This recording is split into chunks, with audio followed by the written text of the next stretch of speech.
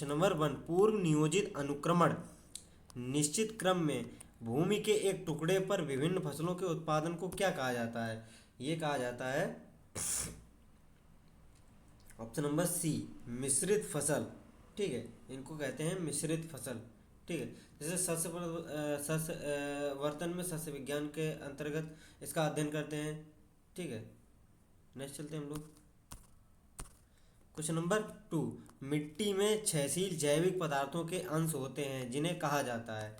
मिट्टी में क्षयशील जैविक पदार्थों के अंश होते हैं जिन्हें क्या कहा जाता है? जिन्हें कहा जाता है धूल। ऑप्शन नंबर ए इसका राइट आंसर हो जाएगा, धूल। ठीक है, नेक्स्ट चलते हैं हम लोग।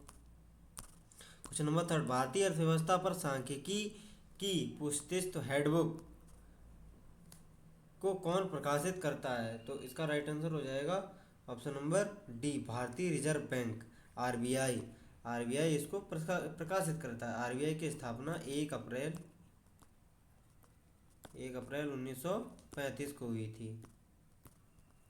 ठीक है, इसके वर्तमान में गवर्नर है शक्तिकांत दास। शक्तिकांत दास। ठीक है, और इन्हें वर्ष 2023 का गवर्नर ऑफ द ईयर पुरस्कार भी दिया गया है। ठीक है, नेक्स्ट चलते हैं हम लोग।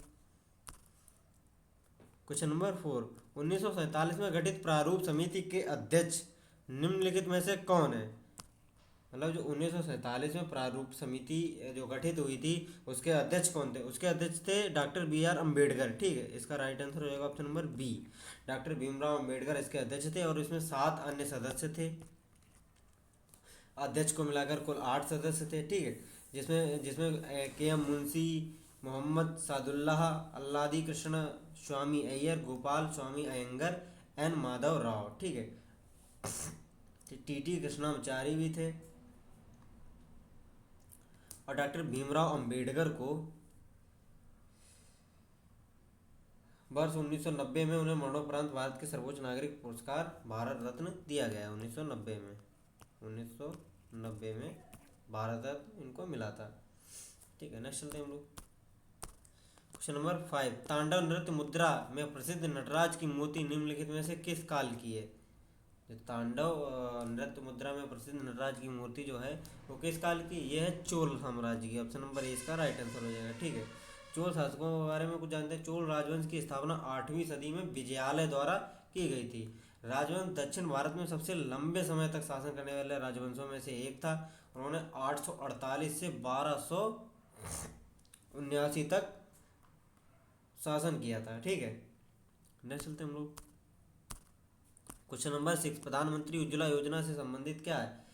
ये है ऑप्शन नंबर ए, BPL महिलाओं को रसोई गैस कनेक्शन। ऑप्शन नंबर ए इसका राइट आंसर हो जाएगा। ठीक है, जो कि वर्ष 2016 में शुरू की गई थी ये योजना, प्रधानमंत्री उज्ज्वला योजना। भारत के प्रधानमंत्री नरेंद्र मोदी द्वारा 1 मई 2016 को शुरू की गई थी। ठीक है,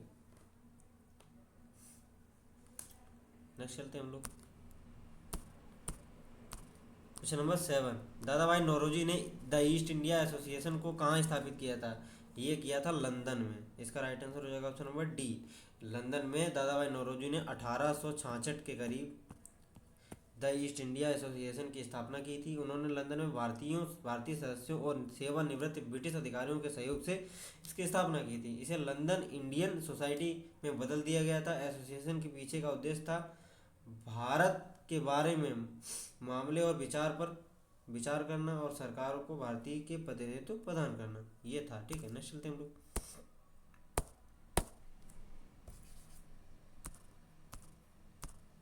क्वेश्चन नंबर 8, कोलाइडल एक है। कोलाइडल क्या है? एक ये विषमांगी मिश्रण है। ऑप्शन नंबर ए इसका राइट आंसर हो जाएगा। विषमांगी यानी विजातीय विषमांगी। ये कोलाइडल एक प्रकार का विषमांगी मिश्रण है, इमल्सन। ठीक है, नेक्स्ट चलते हैं हम लोग। क्वेश्चन नंबर 9, हाजो तीर्थ स्थल किस राज्य में स्थित है? हाजो जो है वो तीर्थ स्थल है ऑप्शन नंबर ए, असम में। ठीक है, असम पूर्वोत्तर भारत का एक राज्य है। यहाँ तीर्थ स्थल के स्थान पर जैसे कामाख्या मंदिर प्रसिद्ध है, माँ कामाख्या की यहाँ पूजा होती है। हिंदू मंदिर है जो कि देवी कामाख्या को समर्पित है। यह असम के गुवाहाटी के नीलांचल पहाड़ी पर स्थित है, कामाख्या देवी मंदिर।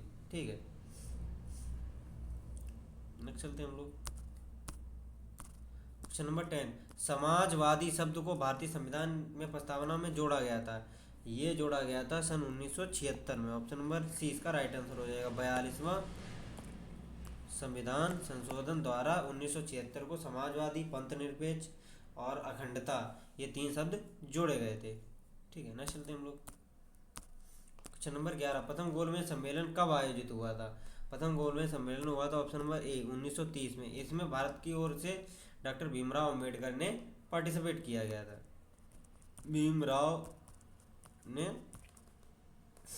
अंबेडकर ने इसमें भाग लिया था। तीनों गोलमेज सम्मेलन में भाग लेने वाले भारतीय कौन थे? वो डॉक्टर भीमराव अंबेडकर थे। ठीक है, और सेकेंड गोलमेज सम्मेलन में कांग्रेस की ओर से महात्मा गांधी ने भाग लिया था, जो कि राजपुताना जहाज से इंग्लैंड गए थे।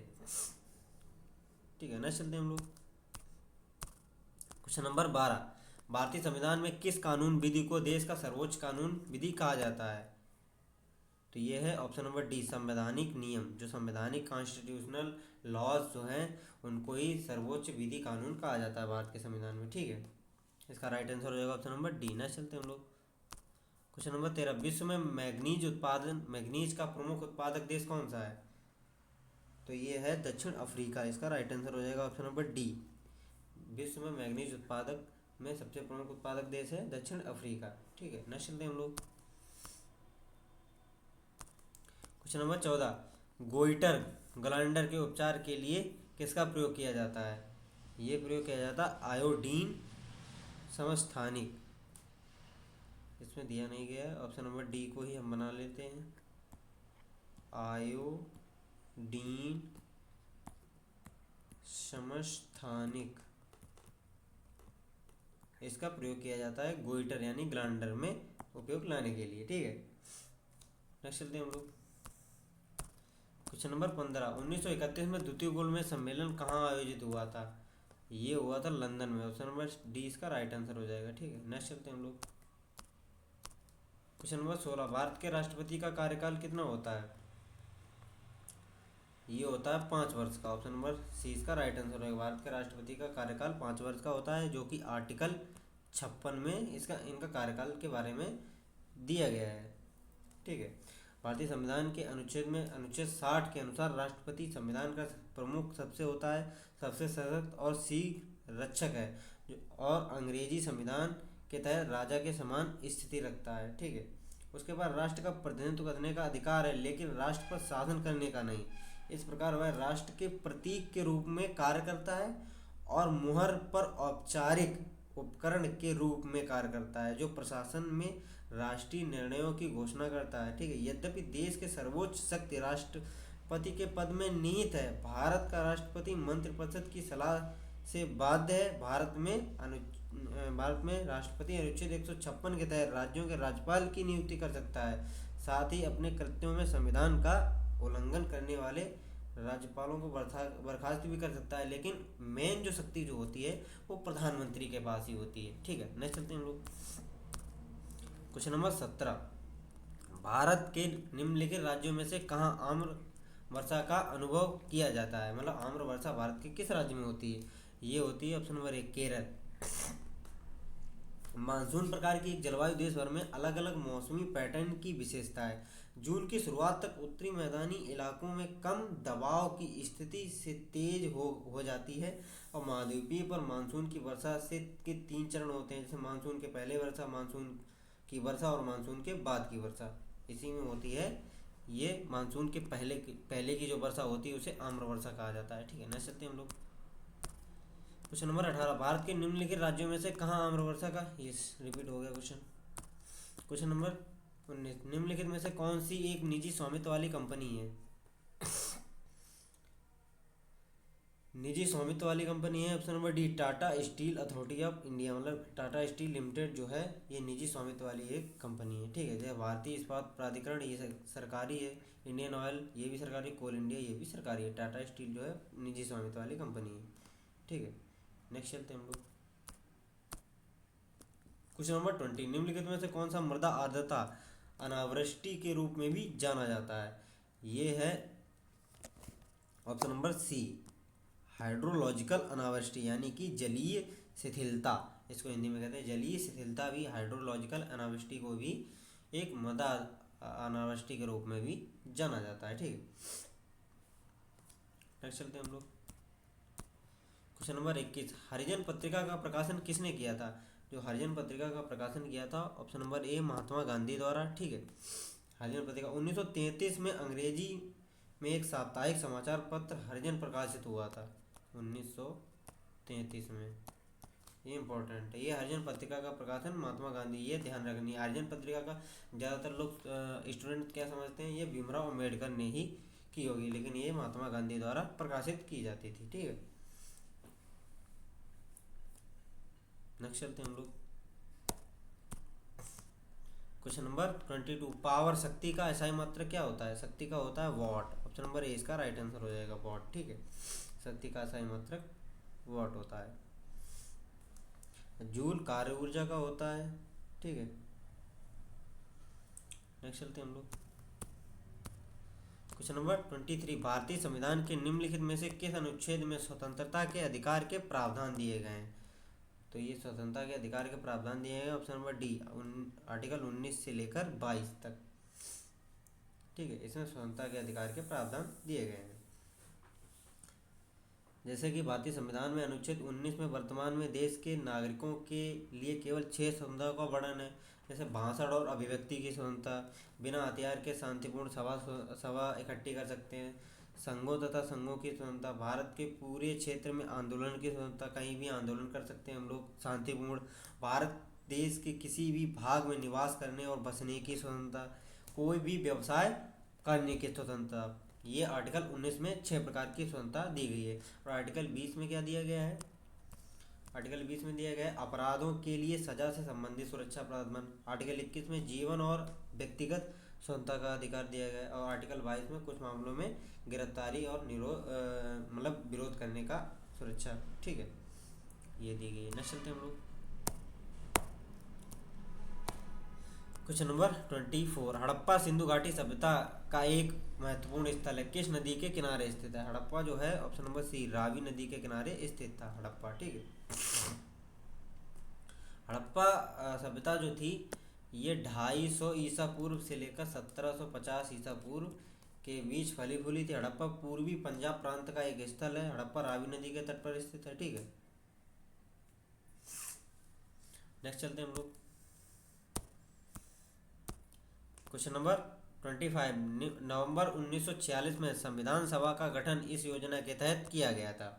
तो ये किया गया था कैबिनेट मिशन योजना के तहत। ऑप्शन नंबर डी इसका राइट आंसर हो जाएगा 1946 में। ठीक है, जो कि 6 दिसंबर 1946 में इसकी आधिकारिक स्थापना हुई थी। संविधान सभा की पहली बैठक 9 दिसंबर 1946 को हुई थी। अब पहली बैठक में महिलाओं सहित 207 सदस्यों के साथ आयोजित हुई थी इसकी। और इसके जो अध्यक्ष थे सच्चिदानंद सिन्हा, जो अस्थायी रूप से अध्यक्ष थे। ठीक है, नेक्स्ट चलते हैं हम लोग। क्वेश्चन नंबर 26, निम्न में से कौन ऊष्मा और विद्युत का निर्वल चालक है? मतलब ऊष्मा और विद्युत का निर्वल चालक ऑप्शन नंबर डी, धातु जो होती है वो ऊष्मा और विद्युत का निर्वल चालक होती है। ठीक है, नेक्स्ट चलते हैं हम लोग। क्वेश्चन नंबर 27, निम्नलिखित में से कौन पेट्रोलियम निर्यातक देशों के संगठन ओपेक का सदस्य है?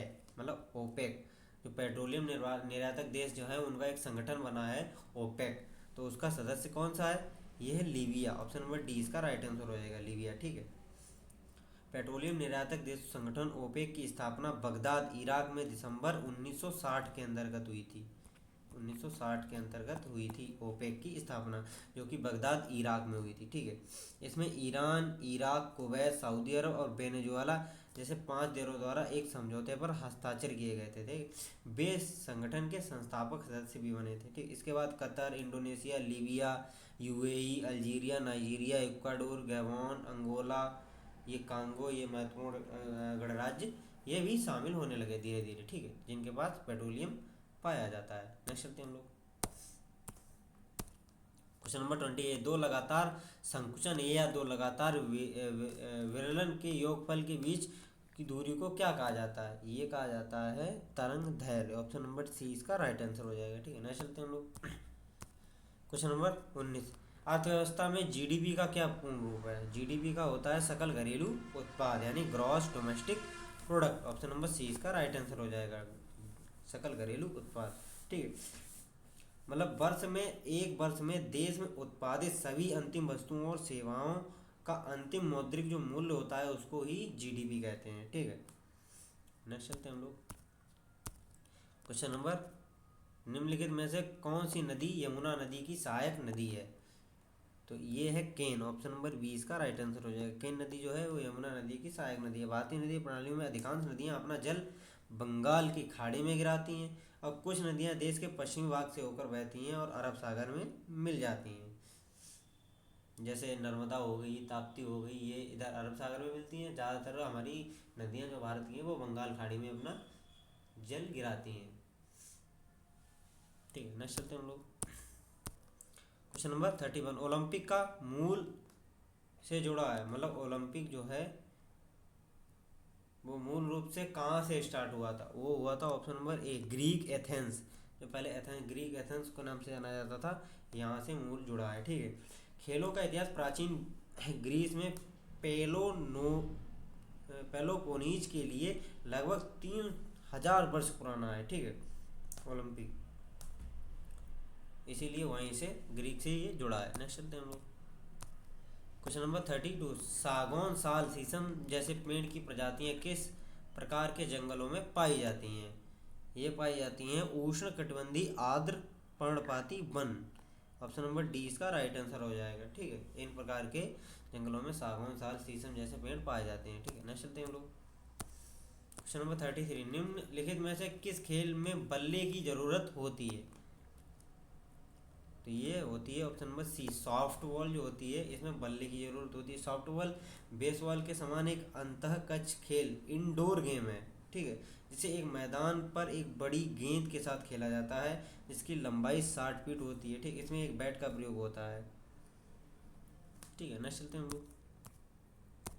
क्वेश्चन नंबर 34, किसे संरचना और कार्य के समान कोशिकाओं का समूह कहा जाता है? ये कहा जाता है ऊतक, टिश्यूज। टिश्यूज को ही सेल्स का एक ग्रुप कहा जाता है। सेल्स, पहले सेल्स बनती हैं, फिर बनते हैं सेल्स से मिलकर टिश्यूज, टिश्यूज बहुत सारे टिश्यूज से मिलकर बनते हैं ऑर्गन, और ऑर्गन से मिलकर बनता है एक ह्यूमन बॉडी। ये एक मानव संरचना का विकास है। ठीक है, नेक्स्ट चलते हैं हम लोग। निम्नलिखित में से किस विदेशी यात्री ने तेलुगु भाषा को पूर्व का इतवाली कहा? मतलब इतलावी, पूर्व का इतालवी कहा था। ठीक है, ये कहा था निकोलो कॉन्टी ने। ऑप्शन नंबर ए इसका राइट आंसर हो जाएगा। ठीक है, नेक्स्ट चलते हैं हम लोग। क्वेश्चन नंबर 36, जो सेज है, सेज क्या है? इसका गठन विदेशी निवेशों को आकर्षित करने के लिए किया गया है। ये एक विशेष आर्थिक क्षेत्र है सेज। ऑप्शन नंबर बी इसका राइट आंसर हो जाएगा। ठीक है, नेक्स्ट चलते हैं हम लोग। क्वेश्चन नंबर 37, जब कोई वस्तु समान गति से वृत्ताकार पथ में गतिमान होती है तो उसकी गति क्या कहलाती है? तो उसकी गति कहलाती है समान परिपथ गति। ऑप्शन नंबर ए इसका राइट आंसर हो जाएगा, मतलब एक समान वृत्तीय गति कहलाती है। ठीक है, नेक्स्ट चलते हैं हम लोग।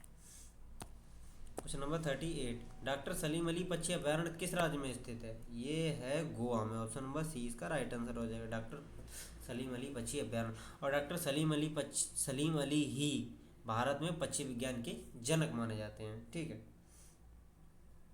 जैसे तमिलनाडु में कुछ महत्वपूर्ण है, मधुमलाई, गिंडी।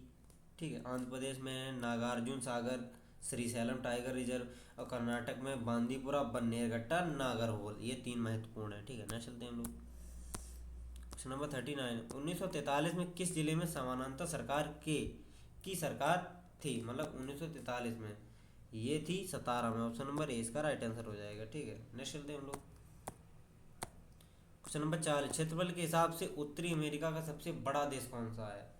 ये है कनाडा। ऑप्शन नंबर बी इसका राइट आंसर हो जाएगा। क्षेत्रफल के हिसाब से उत्तरी अमेरिका सबसे बड़ा देश है कनाडा, उसके बाद यूएसए है। ठीक है,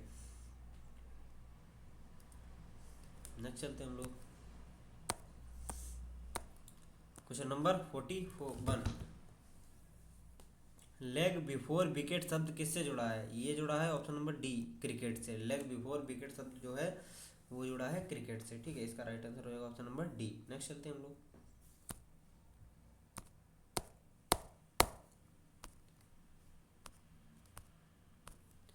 क्वेश्चन नंबर 42, कबड्डी का उद्गम स्थान क्या माना जाता है? कबड्डी का उद्गम स्थान जो माना जाता है वो भारत को ही माना जाता है। ऑप्शन नंबर डी इसका राइट आंसर हो जाएगा, ठीक है। कबड्डी का उद्गम स्थान भारत माना जाता है, ठीक है। नेक्स्ट चलते हैं हम लोग। क्वेश्चन नंबर 43, भारत का संविधान सभा ने राष्ट्रीय ध्वज को कब अपनाया था? भारत की संविधान सभा ने राष्ट्रीय ध्वज को कब अपनाया था? ये जो अपनाया था 22 जुलाई 1947 को। ऑप्शन नंबर डी इसका राइट आंसर हो जाएगा। 15 अगस्त 1947 को भारत की स्वतंत्रता से 23वें दिन पहले 22 जुलाई 1947 को आयोजित संविधान सभा की बैठक के दौरान राष्ट्रीय ध्वज को उसके वर्तमान स्वरूप में अपनाया गया था, ठीक है। नेक्स्ट चलते हैं हम लोग। क्वेश्चन नंबर 44, 1912 में पहली बार ओलंपिक खेलों में तैराकी में भाग लिया था किसने? ये लिया था ऑप्शन नंबर डी, यानी महिलाओं ने 1912 में पहली बार ओलंपिक खेलों में तैराकी में भाग लिया था, ठीक है। नेक्स्ट चलते हैं हम लोग। क्वेश्चन नंबर 45, स्वतंत्र भारत के पहले राष्ट्रपति कौन थे? ये थे option number A doctor Rajendra Prasad, स्वतंत्र भारत के पहले राष्ट्रपति, और डॉक्टर एस राधाकृष्णन पहले उपराष्ट्रपति थे, ठीक है। नेक्स्ट चलते हैं हम लोग। क्वेश्चन नंबर 46, किस गुफा में रावण को कैलाश पर्वत हिलाते हुए दर्शाया गया है? ये दर्शाया गया अलोरा की गुफा में। ऑप्शन नंबर डी इसका राइट आंसर हो जाएगा, ठीक है। नेक्स्ट चलते हैं हम लोग। क्वेश्चन नंबर 47, देवधर ट्रॉफी निम्नलिखित में से किस प्रतिस्पर्धा खेल से संबंधित है? देवधर जो है वो क्रिकेट से। ऑप्शन नंबर डी इसका राइट आंसर हो जाएगा, क्रिकेट से Deodhar Trophy. Rovers Cup football से। नेहरू कप जो है वे फुटबॉल है। डेविस कप है लॉन टेनिस से, ठीक है। और जैसे क्रिकेट की कुछ महत्वपूर्ण ट्रॉफियां हैं, जैसे देवधर ट्रॉफी हो गई, दिलीप ट्रॉफी हो गई, ठीक है, रणजी ट्रॉफी हो गई, सीके नायडू ट्रॉफी हो गई, रोहिंगटन ट्रॉफी हो गई, ईरानी ट्रॉफी हो गई, विल्स विजय मर्चेंट ट्रॉफी हो गई। ये क्रिकेट से संबंधित है, ठीक है। नेक्स्ट चलते हैं हम लोग। क्वेश्चन नंबर 48, बंगाल के किस गवर्नर ने सरकार की दोहरी शासन प्रणाली की शुरुआत की थी? ये की थी रॉबर्ट क्लाइव ने। ऑप्शन नंबर सी इसका राइट आंसर हो जाएगा, ठीक है। जो कि 1765 में रॉबर्ट क्लाइव बंगाल के पहले गवर्नर थे, ठीक है। नेक्स्ट चलते हैं हम लोग। क्वेश्चन नंबर 49, निम्नलिखित में से कौन सा उत्तरी अटलांटिक महासागर का एक महासागरीय धारा है? ये है option number B, Gulf Stream जो है उत्तरी अटलांटिक महासागर की एक महासागरीय धारा है, ठीक है। नेक्स्ट चलते हैं हम लोग। क्वेश्चन नंबर 50, भारतीय संविधान का भाग 3 किससे संबंधित है? ये है मौलिक अधिकार से। भाग 3 जो है ये मौलिक अधिकार से, फंडामेंटल राइट से संबंधित है, ठीक है। तो आज का सेशन यहीं पे एंड करते हैं। अगर सेशन अच्छा लगा हो, इन्फॉर्मेटिव लगा हो तो लाइक एंड सब्सक्राइब करके जाना। तो मिलते हैं नेक्स्ट वीडियो में, तब तक जय हिंद जय भारत।